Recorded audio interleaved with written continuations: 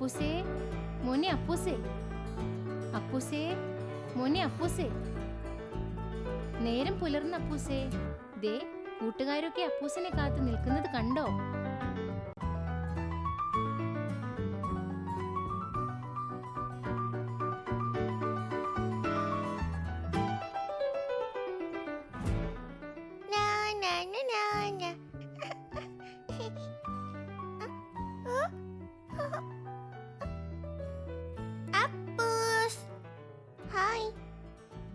ഞാൻ എത്തിപ്പോയി. ഞാൻ തന്നെയാണ് കൂട്ടുകാരെ, നിങ്ങളുടെ അപ്പൂസ്. ഇന്ന് മുതൽ നിങ്ങളോടൊപ്പം എന്നും അപ്പൂസ് ഉണ്ടാകും. കഥകൾ കേൾക്കാനും പാട്ട് പാടാനും കളിക്കാനും ഒക്കെ. കൂട്ടുകാർക്ക് എന്നെ ഇഷ്ടമായോ? എനിക്ക് എന്റെ അമ്മ ഇന്നലെ കുറേ കഥകൾ പറഞ്ഞു തന്നു. നല്ല രസമായിരുന്നു കഥകൾ കേൾക്കാൻ. കൂട്ടുകാർക്കും കേൾക്കണ്ടേ കഥകളൊക്കെ? ഞാൻ ഇന്ന് നിങ്ങൾക്ക് ആ കഥകളൊക്കെ പറഞ്ഞു തരാം. ഓരോ കഥയിലും ഓരോ ഗുണപാഠങ്ങളും ഉണ്ട് കൂട്ടുകാരെ. അപ്പൊ നമുക്ക് അടിച്ചു പൊളിക്കാം. രാവിലെ എണീറ്റതല്ലേ ഉള്ളൂ, നമുക്കൊന്ന് ചുറ്റി നടന്ന് കറങ്ങിയിട്ട് വരാം. കുറേ കാഴ്ചകളുണ്ട് കാണാൻ. എന്റെ കൂടെ കൂട്ടുകാരും വന്നോളൂ.